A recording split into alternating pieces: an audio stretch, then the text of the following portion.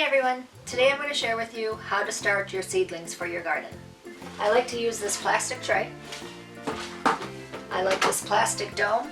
It's called Grow One and it has these vents on top that you can control the humidity levels of your seedlings. And I also like to use this heat mat. Very low wattage. You just plug it right in, it turns on. You rest your tray on there. And you get started. You grab some soil. Make sure you use good soil. I use Potter's Gold is what this one is called. You just want something that has a lot of nutrients. You want it to be organic. You want to think anything that you want to eat, you want it to be eating what you would be eating. You grab your cup, fill it up about 3/4 of the way, pack it down with your fingers, just like so. I'm going to be growing a black cherry tomato. The reason why I like these bigger cups is because, especially for larger plants, if you use a smaller contraption like this, your plant doesn't have as much room to grow. So if you go into a bigger part, it has plenty of room to grow, as big as it needs, before it gets into the garden. I like to drop a couple seeds in, just in case one doesn't sprout.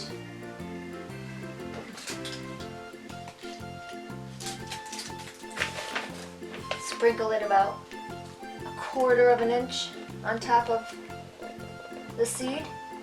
And each seedling is different, so make sure you read the package directions because some seedlings don't like very much soil on top at all.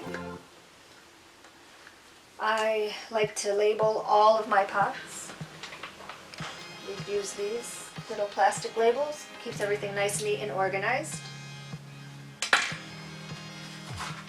And you also want to add some water.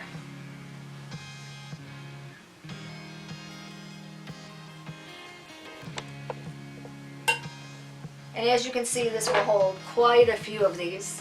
And when you're done filling it up, you have your heat mat already turned on.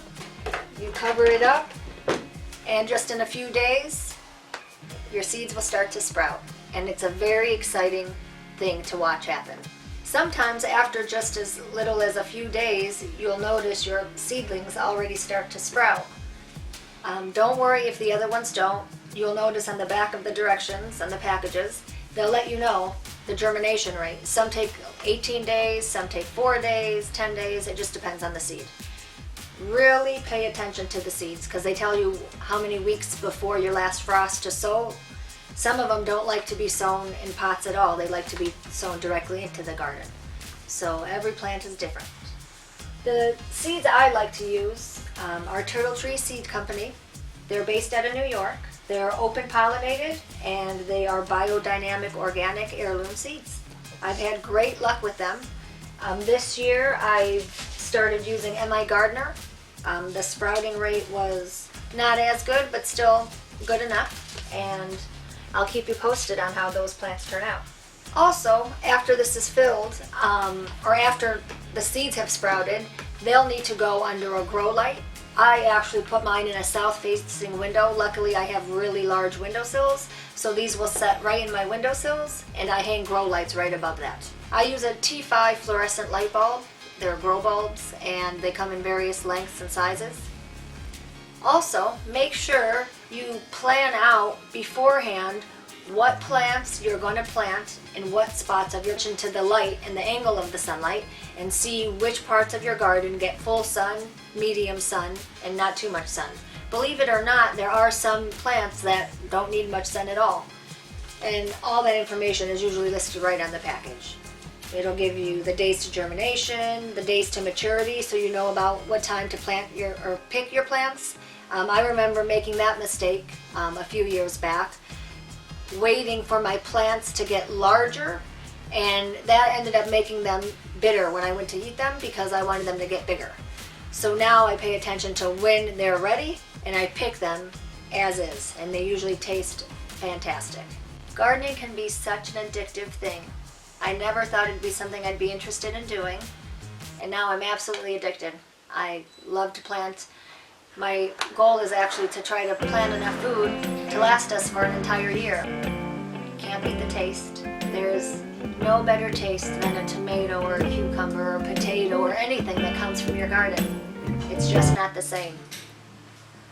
And it's really sad because when you go to the grocery store and you pay outrageous prices for organic vegetables, they're not as organic as you think they are. Gardening also brings you closer to your animals. Nora really enjoys being in the garden with me. How do we do?